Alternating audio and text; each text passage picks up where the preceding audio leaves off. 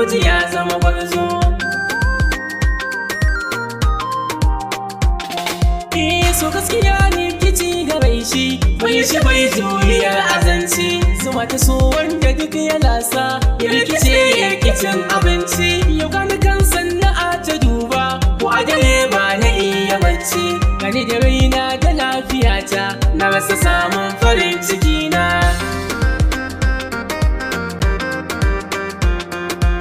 Kusa kalar rayuwar mawaki wani aikinsa da tunani, duka sana'a kalar jawake ita nake so na runguma ni. Ina wuyar sanya kaddara ta cikin ta toshi zai ɗaukaka ni, babu komai ya kaddara ma akwai nufi na shi kansa kanka.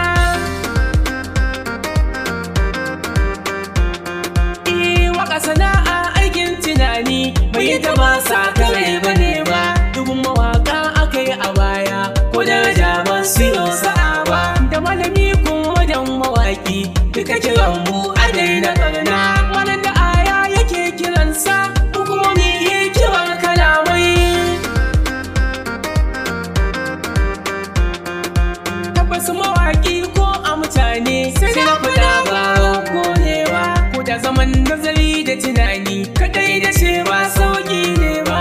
Kalubalen da yake ga mawaki wani mutum ba zai jure ba, a tsangwame ka ayi maka kyara kaman a ce kai shi nasararka.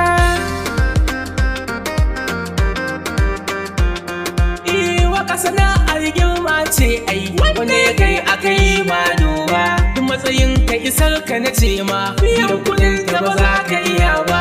Amma a haka waɗansu mutane suna ta yi wa mawaka zamba, ko ta hudda sai da mawaka inda ana so ai nasara ne.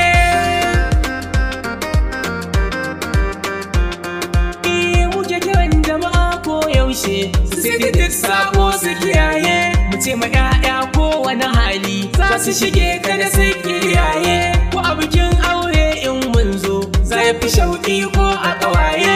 Lalle mawaƙi limami ne ku bi ni gaba ku sha magana ma.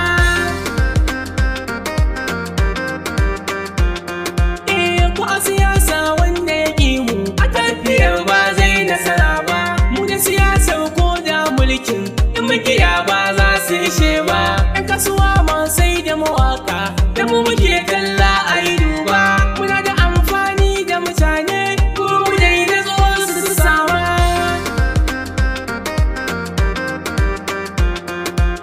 A bangare kuma nasu masoya da mu ake koyi na lura, ko da kalamai wanda muke yi su da ake ɗauka a tsara. Tsaya ka ji yanayi na kalaman wanda ke aiki shi da lura, a nuna ƙauna babu gazawa, lallai mawaƙi shi jigo ne.